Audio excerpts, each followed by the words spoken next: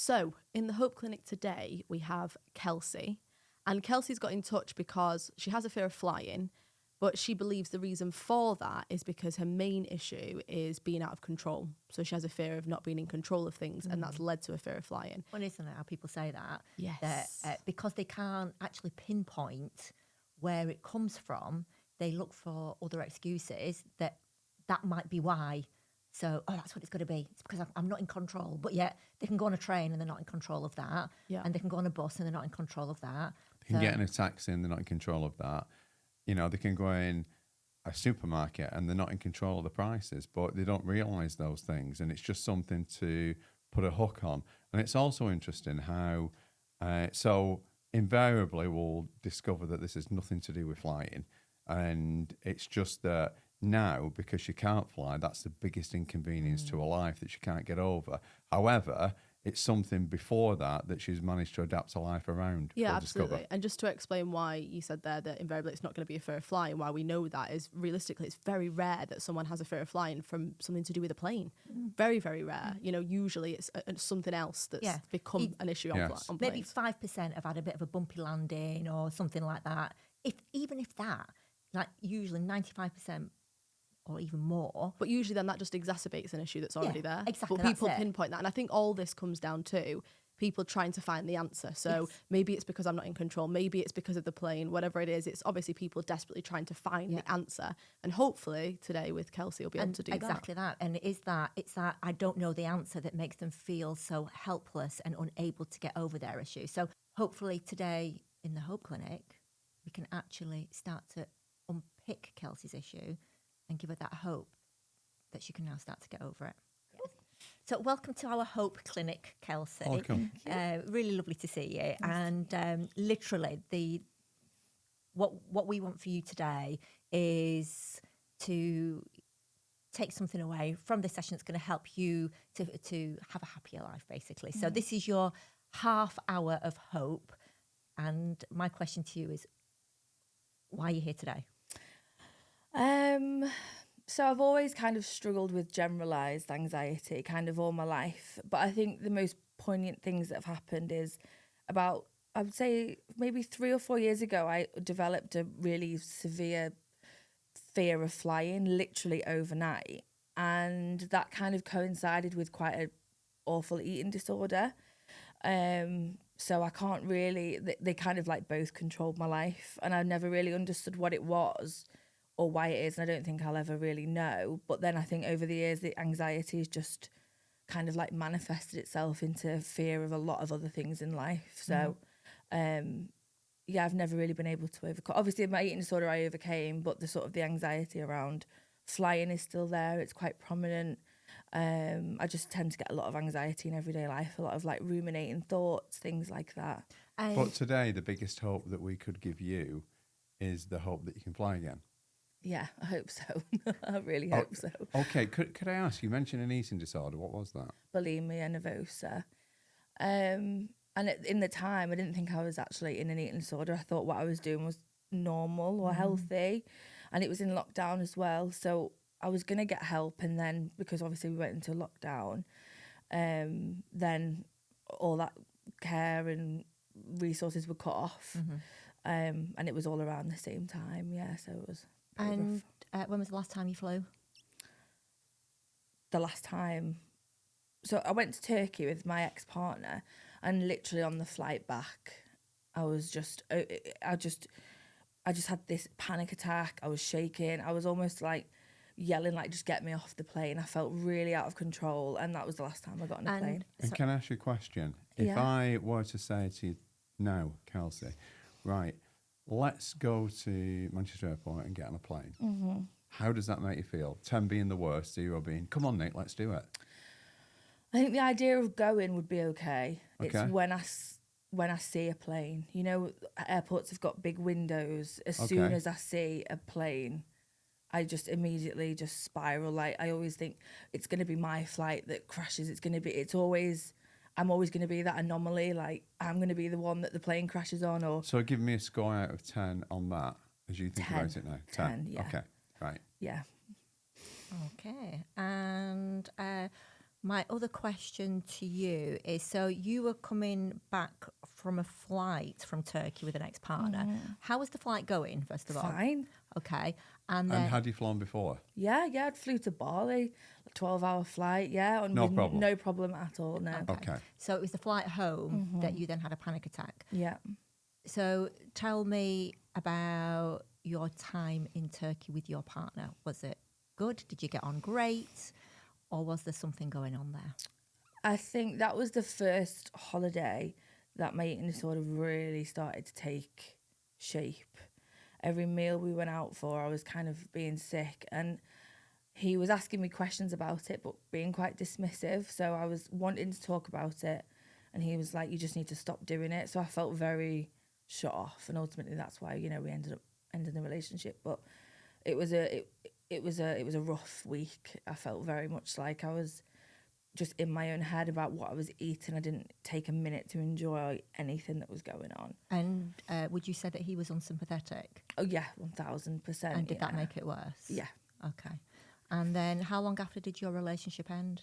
So that was in the August. I can't remember exactly what year, but we split up in the following January. Okay. So, January after. okay, so not long after. So would you say that from that point on you knew that perhaps this wasn't going to last? Yeah. Just because I just felt like, how can you ignore something that's going on? We live together. Every time I eat a meal, you know what's going on. You can't, and just chose not to acknowledge it for whatever reason, and just didn't allow me to talk about what was going on when I needed that at that time. And it's a shame, really, because I think that I always like to sort of think of the analogy that every problem we have, it's like blowing up a balloon, and then it gets to a point where that balloon is like so full that if anything else goes, it's just gonna explode. And the great thing about talking is that it might not fix it, but what it does do is every time you talk about something, it lets a bit of air out of that balloon, so you feel a bit better. And the fact that you even want to talk about it was so good, and yet not having somebody to talk you through that and help you through that is such a shame. Yeah. But no, I completely get it. But the great news today is, and what you've actually done in having that difficult time on holiday and then coming home, what you've got to look at is you're okay flying out there, but you had a problem flying back. And the period between that time was a difficult period. Yeah. So what you've actually done, and this is great news because essentially a plane's done nothing to you. What you've done on that flight home, you've transferred all this anxiety, all this bad feeling from your partner to the plane. Okay, yeah, that's interesting. That's interesting to think about, actually. Yeah, I never, ever thought of it like that. And the reason why we know that, obviously, just looking at the evidence, the fact that you fly out there perfectly okay. You've flown throughout your life. You've even been to Thailand, 12-hour flight, perfectly okay.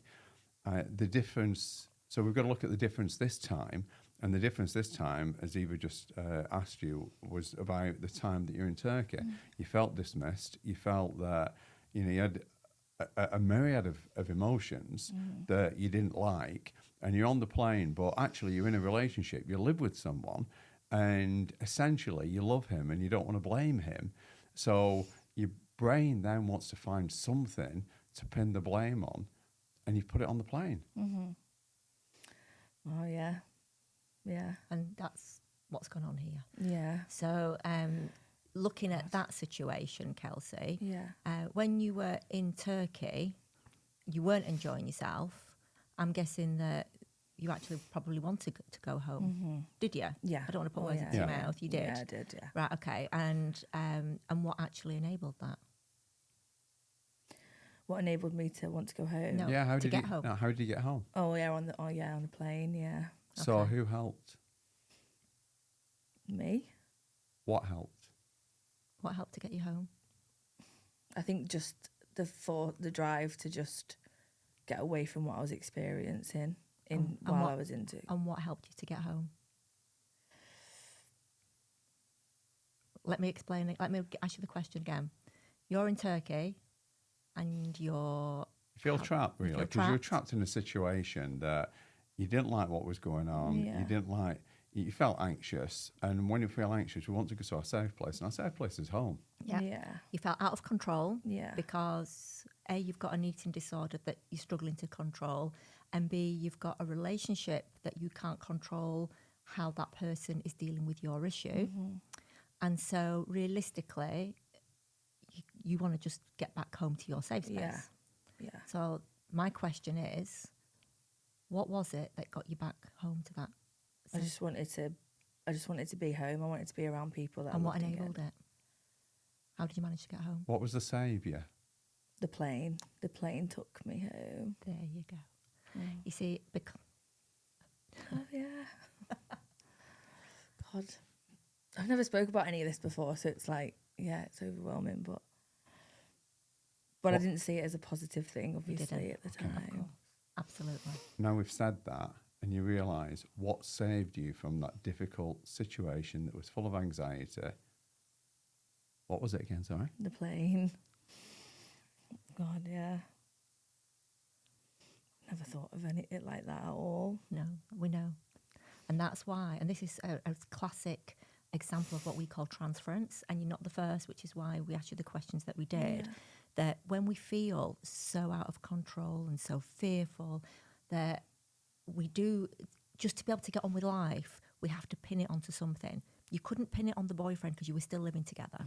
And you still cared about him and you still loved him probably at that point. Yeah. So what you actually did was you were full of anxiety, and when you're on the plane and you're actually on your way home, it kind of gets to that pinnacle point where now you can let off steam because you're going back to your safe space. So that's why you went on to have a panic attack on the plane, because going back to that balloon, it was at capacity. Yeah. And then on that plane, it was just like, boom, I'm going home.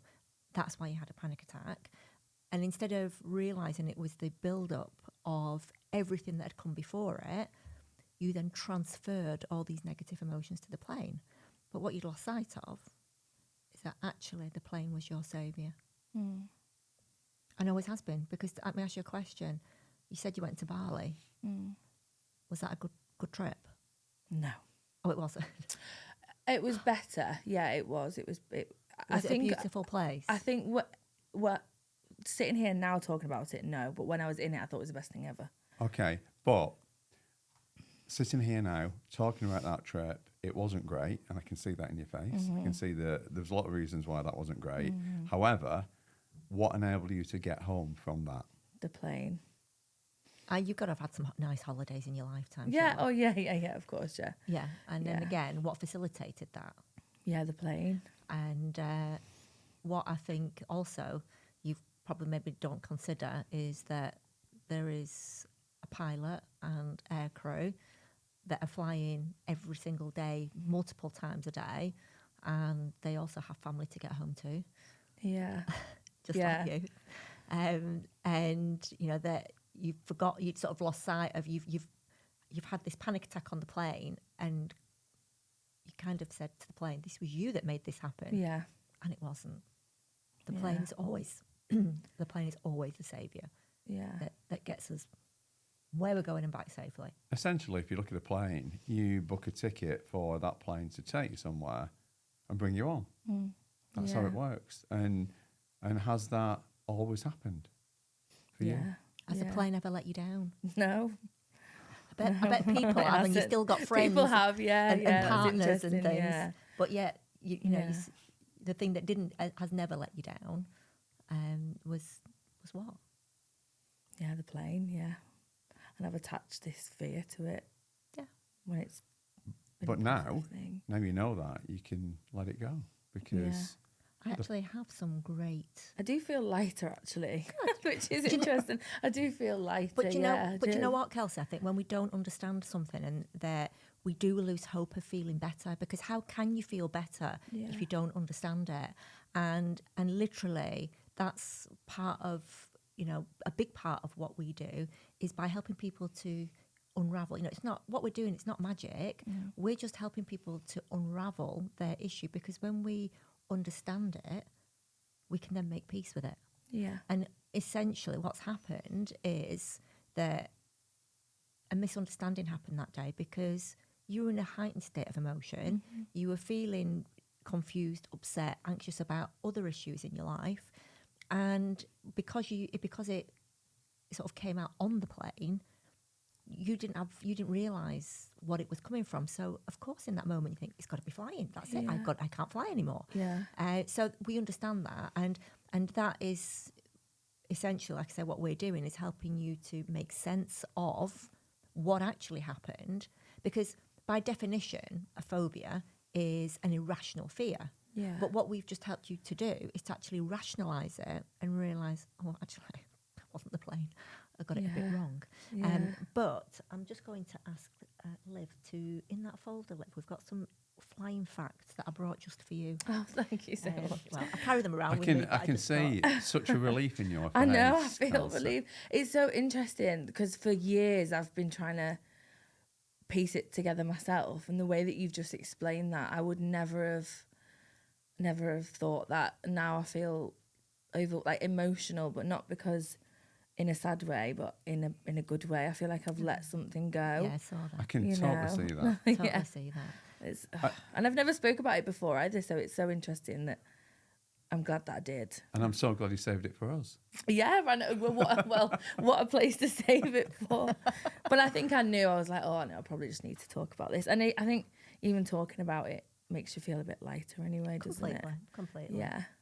But if you just bear with But me. I do feel lighter. But I've got to tell you, planes are incredible. Yeah. They really are. And with modern technology with planes, they are, you know, you've heard the story, safest form of travel. Yeah. Absolutely they are. And we had a full year recently, and I think it was 2022, where there were absolutely no issue with planes at all for a full year, right? And that's because of modern technology. Yeah. And the planes, the flights that were taken over that year, when you find out how many there are, it absolutely blew my mind. Yeah. Right? So in a year, how many flights do you think were taken? Just give me a figure. Oh. A big one. 1 million? Right. Are you ready for this? 4,000 million. A year? Yes. Oh, wow. Wow. Oh, it's incredible. I know that, yeah. And anything bad happening is No. really low. Well, guess Yeah. how many in that particular year? How many accidents there were out of 4,000 million flights? Is that 4 billion, by the way, Nick? Is it? It is 4 billion, yeah. 4 But 4,000 million. 4,000 sounds sounds bigger, I doesn't know. it? I Yeah. wanted to drama it up. 10,000? Bit less. A lot less. 5,000? A lot less. Really? 2,000? A lot less. 1,000? A lot less. In the hundreds? A lot less. 10? Less. 5? Less. 3? Less. 2? Less. 1? Less. None? None. None In that year? in that year. Wow. That's Four. incredible. And I've got some flying facts here for you that you might find interesting. So I don't know if you know this, because I know you said, and it's interesting, and people say this, that, yeah, but I might just be that one. Well, we were very lucky to work with some pilots wow. last year, and they were really educating us in how... One of them was ready to retire. He'd flown for, is it 35 years? Something like 35 years. But that was really interesting, because he was explaining how air travel just gets safer and safer and safer. So I don't know if you know, but planes are actually designed to be struck by lightning. So they have... so if a lightning bolt, runs through it, it just will go through without causing damage, because they're now built to be able to sort of just let it pass through without any cause of issue. Commercial flights, so that's what you and I would fly on to go on holiday, they can fly with just one engine. Can I just say, they usually have 4. Oh, wow. Fly 1. But they can also fly for a very, very long distance with no engine at all, thanks to something called glide ratio. And that's due to aeronautical engineering. So now, literally, even if all the engines go, because of this glide ratio, they can go to find somewhere to land. So that's I thought that was quite an interesting one. They have a primary and an auxiliary system. Let me think if there's anything else they have to do. that every pilot who has a commercial flying license, they're professionals and they often fly multiple times a day. They've got families to go home to, and they have to renew their competency every 6 months. God, yeah. So ultimately, It's safe. yeah. And the only Yeah. issue here we've got really is the ex. So just don't go on holiday with your ex, Chelsea, and we'll be on. Kelsey, we'll be on. Yeah. No, I mean, we were together for 7 years, and That's a long time. yeah, it was a rough, because I left him, and that was a huge thing, because everybody in my life was like, no, don't leave him, you know. I thought you were going to get married, and everyone was telling me not to, and I did it anyway. So that was like a big thing. I was like, whoa, because I'd never done that before. I'd never just done something because I wanted to. I was always trying to please other people. Yeah, so yeah. So was quite let me ask you, liberating. just a headline. Why did you leave? Why wasn't he good enough for you? I think over time we didn't have the same understanding of things. I think he was just very black and white, and it was either his way or there wasn't any way. Yeah. And I met Yeah. when we were 18. Yeah, so you're Right. quite Yeah, young. of course. Yeah. So I was really young and thought that this was like the best thing ever. And I think as I grew up, started to realise actually what you've exposed me to isn't actually all that great, and you're actually not a nice person to be around. Like quite controlling, and I thought that was normal. So when I broke out of that and realised it wasn't normal, then I could like reflect back on all the years and think, not that we waste. I mean, we did have some good times. It's not a waste, but I think just growing up and course. and making that decision. It's to not a waste. leave. It's all experience. Yeah, but it's of course, interesting yeah. how people have they can comment on your life and say, "No, just stay with him," but they don't know what's going on. What's And I've got to going on. congratulate you for leaving that relationship Yeah. because I Yeah. know that after 7 years, that must have been a massively difficult decision. But it's interesting that once you make that decision and you've left, and then you move on, very quickly your eyes open and you realise, wow, that was really wrong. Yeah. The longer it goes on, and I think the day that I left, for him, he was like, "This is really sudden," but for me, I'd been thinking, and I've been trying to talk about it because again, 7 years, I didn't want, you know, families we can join friends, you know, all that. You have a Sure. life together, you know, we live together, and for me to just walk away with nothing, I didn't deal with it. And then when I like moved into my own place by myself, I sat with my thoughts and I was like, oh, what have I just done? I was like, what have I just done? You know, have I made the wrong decision? But the longer the time goes on, the more I think, yeah, I made the right decision. Can I also, Kelsey, just say that, first of all, well done, because I think it is easy just to sort of take the easy route Yeah. sometimes. Comfort zone. Comfort Yeah. zone might not be what's best for you, but usually the magic is outside of that comfort zone. Yeah. That's the first thing. The second thing that I'd like to congratulate you on is that you also said that you'd had an eating disorder and that you managed to overcome that. Yeah. Well done. And yeah, absolutely, well done for that. And I really, well, you tell me the thought now of an aircraft. Well, the minute you said it, I've not got that intense. I think the way that you've explained it has made me feel lighter, and I don't have that initial like when you said the word. So I'm thinking immediately. Are you saying that we've given you? I think I hope could that you maybe get on a plane. Yeah, I think so. Well, my partner wants to go on holiday now. Oh, well then that's So I'm like, brilliant. let's But, see. but realistically, just to sort of summarise, Can I just say one last thing?